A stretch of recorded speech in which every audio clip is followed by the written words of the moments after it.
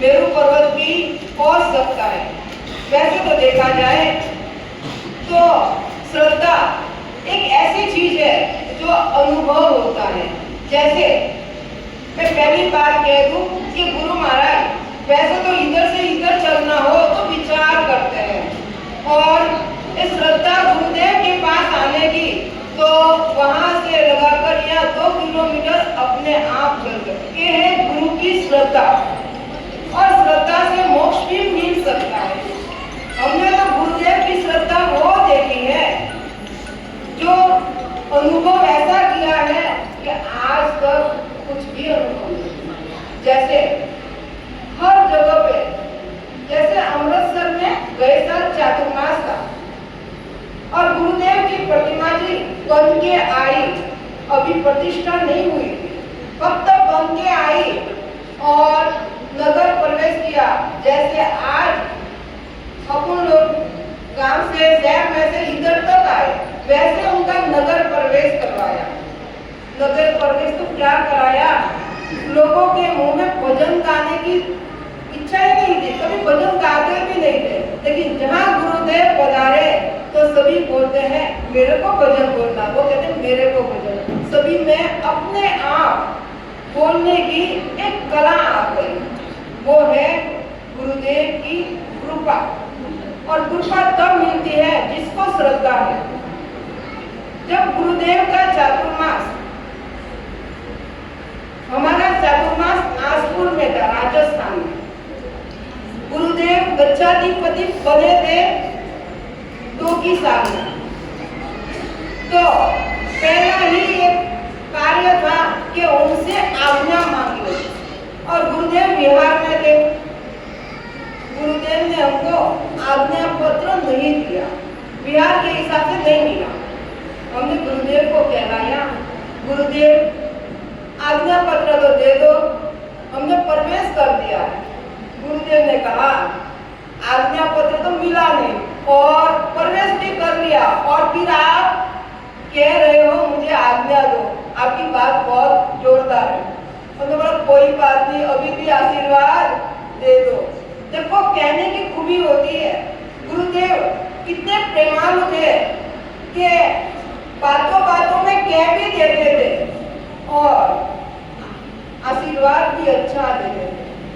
हमने कहा गुरुदेव हमारी थोड़ी खामी हुई, आपके पत्र आप तक नहीं मिला, लेकिन अभी हमको आशीर्वाद तो दे दो। गुरुदेव ने कहा कोई नहीं, मिल जाएगा। और गुरुदेव ने कुरियर में वासक्षेप भिजवाया। देखो मैं एक श्रद्धा की बात करूंगी। गुरुदेव ने वासक्षेप भिजवाया। जिस नगर में आजपुर राजस्थान में हम थे, उन्होंने हमको एक बात कही थी, रोज बिहार में आते थे, हर व्यक्ति की एक ही इच्छा थी, गुरुदेव उपदेश देना, क्या उपदेश देना, लेकिन हमको तब के लिए कभी उपदेश मत देना। क्या था, हमको तब के लिए कभी नहीं कहना, एकादशी नहीं करना, खाने पीने का हो हम लोग आ जाएंगे, कुछ भजन गाना हो हम आ जाएंगे, लेकिन अगर तपस्या का उपदेश दिया तो आपके पास कोई नहीं आएगा। हमने बोला कोई बात नहीं, हम लोग तपस्या का उपदेश ही नहीं देंगे। देखो बात तो सभी ने कही, क्या बात तो सभी ने कही, तपस्या का उपदेश नहीं देना, लेकिन जब गुरुदेव का वासक्षेप आया, बटवा आया, वास्तव की बुद्धि आ गई, तो वो लोग सुगंधर वासक्षेप देकर सभी इकट्ठे होकर आ गए। गुरुदेव का आशीर्वाद है, हमको दे दो। हमने बोला हम तो ले ले, आशीर्वाद आया, कहना हम तो ले। हमने वासक्षेप दिया और सभी ने वासक्षेप दिया। अभी वासक्षेप दिया और उन्होंने कहा गुरुदेव अटल करनी है। देखो एकाश में कभी ना बोल रहे थे, लेकिन जैसे वासक्षेप दिया और उन्होंने कहा गुरुदेव अटल करनी। हमारे साधु जी छोटे महाराज थे, उन्होंने कहा मुझे अटल करनी है, मेरे साथ जिसको करना है जुड़ जाओ। उन्होंने कहा कोई नहीं, से अट्ठाई चालू करते हैं। देखो आज वासक से मिला, कल का दिन खाली रखा और परसों से अट्ठाई करनी है। जैसे साक्षी ने कहा कि वासक में कौन में इतना कुछ भरा हुआ है, जो व्यक्ति धारे वो हो जाता है। इन लोगों ने धारा नहीं था, लेकिन जैसे ही वासक्षेप मिला उन्होंने नक्की किया परसों से अट्ठाई करनी। कहीं ऐसा न हो जाए मैं अट्ठाई करूं और रितेश भाई रह जाए। उन्होंने विचार किया, ढोलक के साथ हर घर में गए, मैं अट्ठाई कर रहा हूँ, बोलो आपके घर में कितने नाम लिखने? क्या मैं अट्ठाई कर रहा हूँ, आपके घर से कितने नाम लिखे? और उस समय देखो अपन लोग तपस्या करते हैं, जैसे अम्बाला में भी तपस्या हुई, लास्ट दिन तक नाम लिखे। कभी नहीं होगा तो क्या नहीं होगा तो लास्ट दिन में नाम लिखा दे। उन्होंने एक दिन पहले तपस्या दूसरे दिन उठानी है, उसके पहले 155 अट्ठाई का नाम लिखा है। देखो ये है गुरुदेव की राज की जय। कितनी अट्ठाई एक साथ में हुई और उसके साथ मासक श्रवण हुए, 3 मासक श्रवण हुए, बाकी तपस्या बहुत हुई। तो कहते हैं वासक शेठ का प्रभाव है और उनके वासक का एक गण भी मिट जाए। लोग कह रहे थे पहली बार चातुर्मास हुआ था और उनकी अट्ठाइयां देखी। जैसे आज वहां से शहर में से यहाँ तक आए, हमको याद आ गया आसपुर से। उन्होंने 5 बैंड बाजे रखे थे, लेकिन उन्होंने एक भी आवाज नहीं सुना। कारण कि जितनी अट्ठाई थी उससे ज्यादा लोग आस पास वाले आए। वो कहते हैं कि इन्होंने अट्ठाई नहीं किए, ये तो खाते पीते लगते हैं। क्या कितनी शक्ति थी मासक श्रवण वालों में। मासक श्रवण वालों को कहा आप हाथी पर बैठ जाओ, तो कहते मेरे को तो चल के जाना। उन्होंने हाथी किसके लिए मंगाया? तो कहते नहीं मुझे तो चलना है। ये शक्ति थी वासक शेठ की प्रभाव की। मैं कहती हूँ गुरुदेव का गुण तो जितना गाओ इतना कम है। हम लोग ये कहते हैं जो तपस्या नहीं कर सकते उनके लिए क्या करना? तपस्वियों की सेवा करना। और हमने राजस्थान में यही रखा था, तपस्या करने वाले तपस्या करेंगे, बाकी लोगों को क्या करना? वो पूजा करने जाए। क्या वो पूजा करने जाए, आपको केसर पीस के उनको कटोरी दे दे। कितने तपस्वी उनको केसर पीसना, एक दिन केसर पीसा, क्या कहा?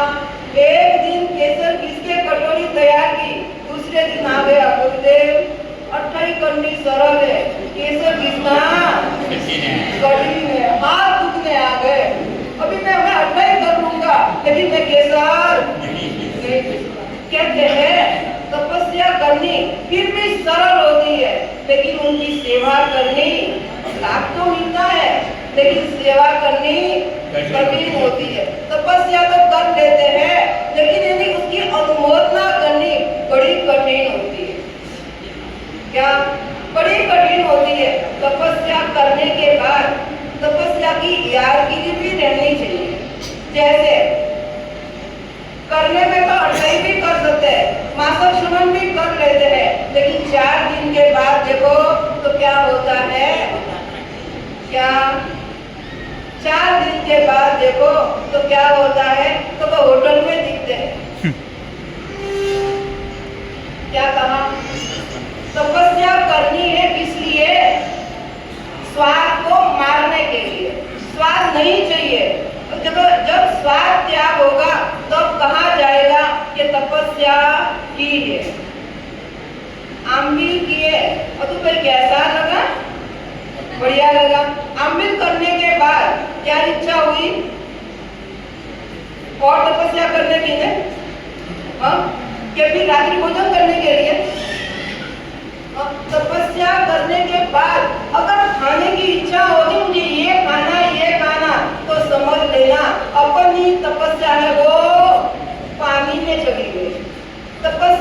बनने के बाद क्या भावना हुई। जैसे परिषद में कहा था, परिषद में कहा था 5 कर्तव्य, कहा था याद है? परिषद में कहा था कि 5 कर्तव्य, तो 5 कर्तव्य में से वो 5 कर्तव्य आज अपने पूरे हो गए। कौन से कर्तव्य थे? बोलो बोलो बोलो, कौन बोलेगा? बोलो, किसी को याद नहीं, सब भूल गए।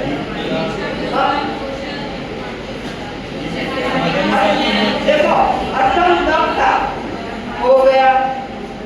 फिर साधारण वात्सल्य था, बीच में भी हो गया और अभी हो गया। चैत्य परिपाटी जो अधूरी थी, आज चैत्य परिपाटी हो गई।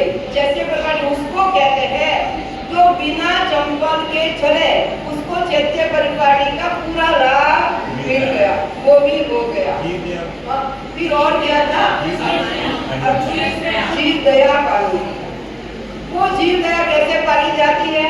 तो कि 8 दिन तक आपने क्या किया? रात्रि भोजन का त्याग किया, कच्चा पानी नहीं पिया, तो वह भी हो गया। 5वां कर्तव्य लास्ट में था परस्पर क्षमापण। कहते हैं आज का दिन क्षमापण का दिन होता है। क्या कहा? आज का दिन क्षमापण का दिन होता है। संवत्सरी का दिन वो आज है, वो संवत्सरी हो गई, उसमें किसी का प्रतिक्रमण रह गया, तो आज के दिन प्रतिक्रमण करना जरूरी है, प्रतिक्रमण के बिना नहीं रहना। तो आज का दिन है संवत्सरी का दिन। संवत्सरी वाले दिन गुरुदेव का जन्म होगा और वो आज भी उस दिन मनाया, और विशेष रूप से आज मनाया, वो भी संवत्सरी का जन्मदिन है, वो अपन लोग ने मनाया। साधारण भक्ति, मुझे 2-4 टाइम कम है, 2-4 व्यक्ति ने मुझको कहा, गुरुदेव आपने जो मिच्छामि दुक्कडम का कहा था, क्या कहा? मिच्छामि दुक्कडम का कहा था कि मेरे को इतनी ठंडक हुई, मैं जिस व्यक्ति के साथ 5 साल तक मैं बोलता नहीं था, बोलना तो क्या, उसके सामने भी नहीं देखना, क्या इतना बैर था मन में, सामने भी नहीं देखना। और आपने रोज रोज कहा मिच्छामि दुक्कडम दो, नहीं तो दुर्गति होगी। मेरे को विचार आया कि दुर्गति में जाने से तो मिच्छामि दुक्कडम देना अच्छा है, दुर्गति में कहाँ दुख बैठूंगा। और मैंने मन मनाया, 15 दिन तक मन मनाया, और फिर संवत्सरी वाले दिन मैंने मिच्छामि दुक्कडम दे दिया। जिसके घर पे कभी नहीं गया, 5 साल से मैं उनके घर पे नहीं गया, और मैं अचानक गया, मिच्छामि दुक्कडम दिया, तो मुझे लगा कि हास अब मेरी दुर्गति मिट गई, अब मेरे को दुर्गति में नहीं जाना पड़ेगा। उस व्यक्ति ने कहा, मैंने 3-4 व्यक्ति को मिच्छामि दुक्कडम, जैसे मिच्छामि दुक्कडम देता हो वैसे मुझे लगता है मैं एकदम हल्का हो गया। तो कहते हैं जितनी क्षमा याचना करो, आज का दिन है लास्ट, हम जैसे गुरु भगवंतों को, आचार्य भगवंतों को आज के दिन मिच्छामि दुक्कडम देते हैं। आज का दिन हमारा मिच्छामि दुक्कडम का होता है। जहाँ भी गुरुदेव है उनको पत्र भेजेंगे, आज के दिन उनको मिलना चाहिए। तो जो भी किसी को अगर क्षमा याचना करते करते कभी मिच्छामि दुक्कडम रह गया हो, तो आज का दिन लास्ट है, किसी से वैर नहीं रखना और मिच्छामि दुक्कडम दे देना, जिससे अपनी सद्गति हो, कर्म बंधन न हो। तो आज का गुरुदेव का जन्मदिन कहते हैं, जो व्यक्ति की हाजिरी नहीं है उनका जन्मदिन क्या मनाना। कई लोग कहते हैं जो जिसकी हाजिरी नहीं है उनका जन्मदिन क्या मनाना। आप क्या कहते हो? मनाना कि नहीं मनाना? कहते हैं जिसके शिष्य परिवार जिंदे हो, क्या कहा? जिसके शिष्य परिवार जिंदे हैं उनके गुरु भी हमेशा के लिए जिंदे हैं। क्योंकि शिष्य परिवार की जितनी श्रद्धा होती है गुरु के प्रति, तो गुरु हमेशा जिंदे रहते हैं। इसीलिए कहा जाता है कि उनका जन्मदिन मनाना बहुत अनिवार्य है। और जितना जन्मदिन अच्छे भावों से मनाते हैं, श्रद्धा से मनाते हैं, इतना अपने को आशीर्वाद मिलता है। और जो उपकारी का उपकार भूल जाते हैं उसको गुरुदेव तो कुछ भी नहीं कहते, लेकिन अपने को आशीर्वाद नहीं मिलता है। इसीलिए ऐसे ही अपने गुरुदेवों का आशीर्वाद देते रहे और श्रद्धा बना रहे।